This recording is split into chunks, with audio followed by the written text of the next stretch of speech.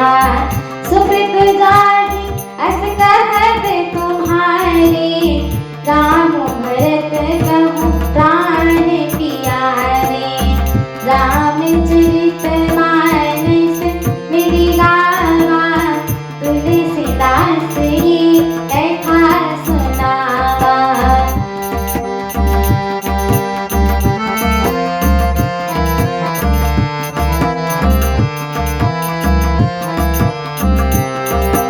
चंदु छवि बर आयनर कना, सुधा होई विष तोर।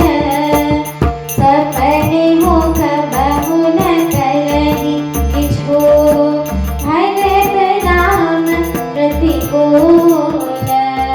रामचरित मानस मेरी गावा, तुलसीदास ये कथा सुनावा।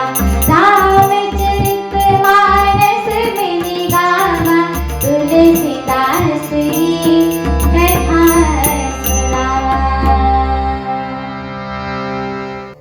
अर्थात सब मिल गए थे, सारे संयोग ठीक हो गए थे, पर इतने में ही विधाता ने बात को बिगाड़ दिया।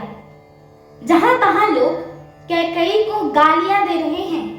इस पापी को क्या सूझ पड़ा था जो इसने छाए घर में आग लगा दी। यह अपने हाथों से अपनी आंखों को निकालकर, यानी बिना आंखों के ही देखना चाहती है, और अमृत फेंक कर विष को चखना चाहती है।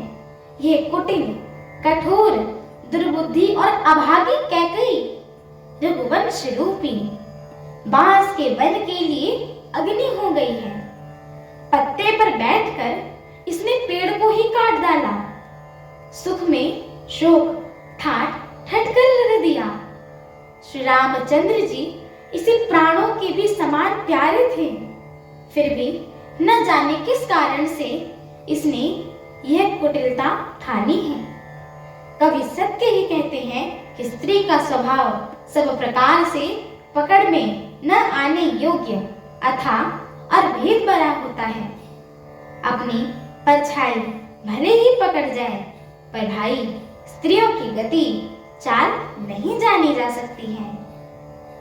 आग क्या नहीं जला सकती है, समुद्र में क्या नहीं समा सकता है। अबला कहने वाली प्रबल स्त्री जाति क्या नहीं कर सकती है, और जगत में काल किसको नहीं खा सकता है।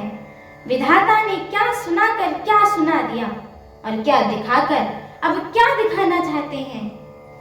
एक कहता है कि राजा ने ही अच्छा नहीं किया, दुर्बुद्धि कैकेयी को विचार कर वर देना चाहिए था ना। जो हट देकर हट करके कैकेयी की बात को पूरा करने में अड़े रहकर स्वयं सब दुखों के पात्र बन रहे हैं।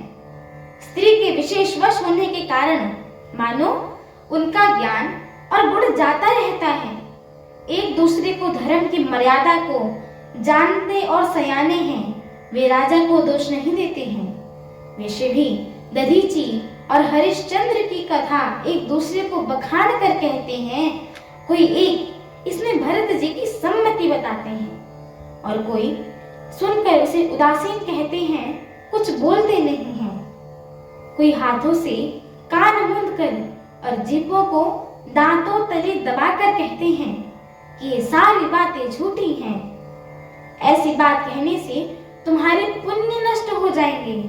भरत जी को तो श्री रामचंद्र जी प्राणों के समान प्यारे हैं। चंद्रमा चाहे शीतल किरणों की जगह आग की चिंगारियां बरसाने लगे, और अमृत चाहे विष के समान हो जाए, परंतु भरत जी स्वप्न में भी कभी श्री रामचंद्र जी के विरुद्ध कुछ भी कार्य नहीं करेंगे। हमारी आगे की श्री राम कथा को सुनने के लिए हमारे चैनल को लाइक, शेयर, सब्सक्राइब एवं कमेंट अवश्य करें।